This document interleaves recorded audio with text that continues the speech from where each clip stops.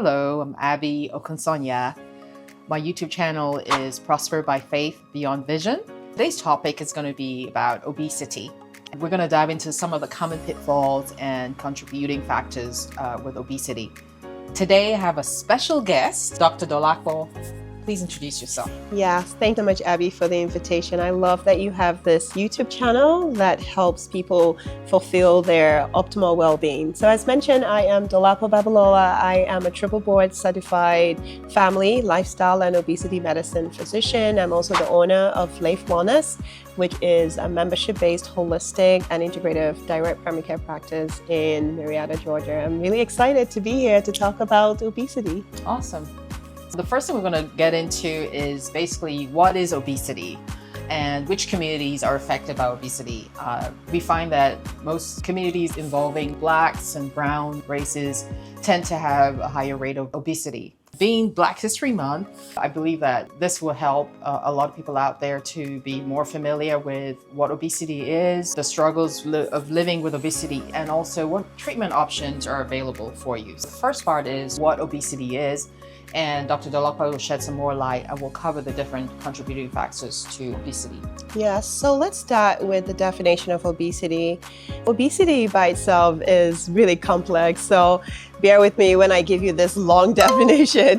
So obesity is a chronic, progressive, relapsing, and treatable multifactorial neurobehavioral disease that is caused by excessive fat. And what does this excessive fat do? It causes dysfunctional adipose tissue. So when I say dysfunctional, meaning that the excess fat causes some dysfunction and leads to three main things: metabolic, biomechanical issues, as well as psychosocial conditions. So you see how complex that is? Wow, that is a really long complex. definition. Okay. So it is chronic, it is progressive, relapsing. But the good news, it's treatable. Awesome. Yeah, That's so what we want. that's the definition. And as you already alluded to, it affects some people more than others, right? So the Black community, we see there is a 30-40% increase in our community compared to other communities. So it is certainly considered a chronic disease. By the American Medical Association defined it as chronic in 2013. For a while we knew it was disease, but it has since been classified as a chronic disease and should be treated with the same care that you give to either diabetes or hypertension. So that's the definition of it, and I'm glad that we're having this conversation so we can take a deeper dive into all the different aspects. The first one that comes to mind for me is my diet. My personal story is I love sweets. And whenever I am working, I tend to want to go for a chocolate or whatever it is. So we're finding that it's not only adults, but also kids making the right choices, high sugar foods, things like that. Diet plays a lot into obesity. Can you also share with us what other kind of lifestyles that can lead to obesity and other social factors? Right, absolutely. So there's several factors, right? It's multifactorial, as I said. So what we find is that genetics play a big role, right? Our genes play a big role. But the good news is that, yes, even though genetics can predispose one person over the other to have obesity tendencies, but our lifestyle and our environment also plays a significant role. So when we talk about diet, so we're talking about the kind of foods that we eat. Unfortunately, the standard American diet, considered SAD diet, is 80% responsible for most of these chronic diseases, which all fall under the obesity fall. So if we're eating excessive foods and foods that are not nourishing, the body doesn't know how to burn it. So it's deposited as fat. I'm a sweet tooth as well, so my family is. So we do struggle with that. And so we have to be mindful about eating nutrient-dense foods. Lack of activity is also another common culprit to obesity, the excess fat. We found that sitting is considered the new smoking. A lot of us are just not moving as much as we used to. People used to walk and take the train, but now we're all in our vehicle, or we have the desk job and we sit for hours. So that's another one that contributes to it. Lack of sleep. If you're not sleeping well, there's a lot of things that occur, a lot of bodily functions that occur when we sleep. And the absence of sleeping, where there's a dysfunction in our hunger hormones, If we're not sleeping adequately, then we're eating excessively during Oh, the wow. day. So there's that. And then let's even talk about stress on its own. We increase our cortisol level, and cortisol has a way of depositing fat around the abdomen. Oh, wow. So there are numerous factors.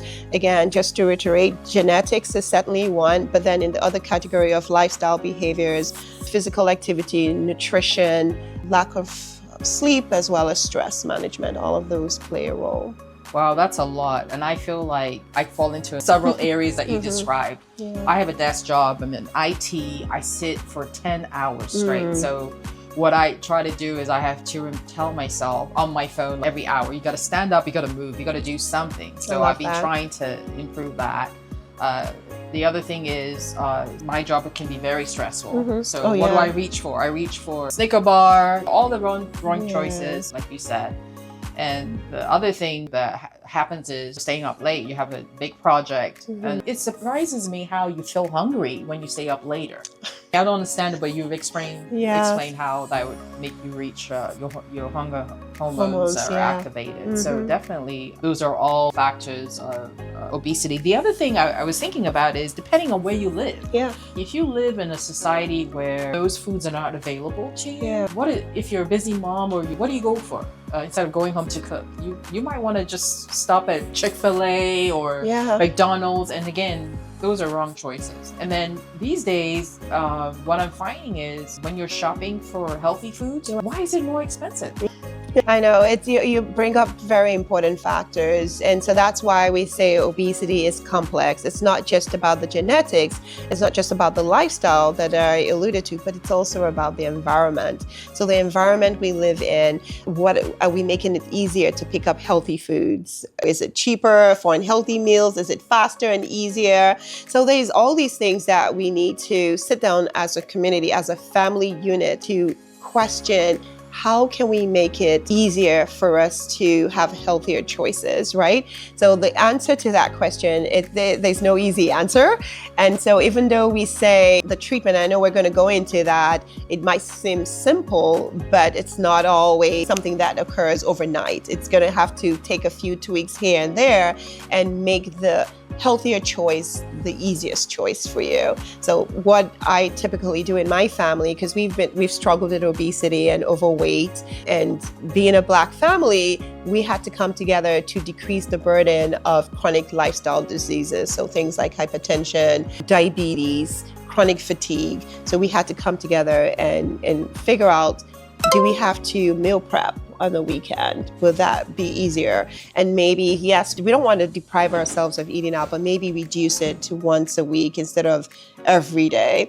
And so that's what that looked like for us. And it ended up working over a period of time so that we didn't have to stop for unhealthy foods. And now when it comes to expensive, what we've found out is that if you buy frozen, it's cheaper than buying things raw, and it still contains the nutrients. So a lot of times we buy things fresh, and then we don't get to cut it as quick, and then it spoils, and then you feel, so a lot of people, but good news is that you can buy it frozen and it still contains its nutrients. As a matter of fact, studies have shown that the nutrients are even more impact with frozen. So there are ways around it to make your environment work for you, but it has to be a family unit and a family discussion.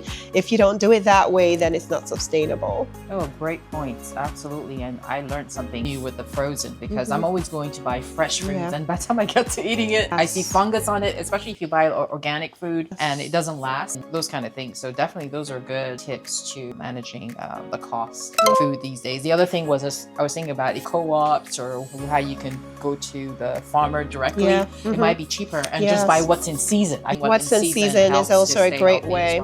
Absolutely. That about wraps it up for all the different things that contribute to obesity. And we're going to talk about in part 2 about living with obesity, the struggles of it. So we're going to dive into that part 2.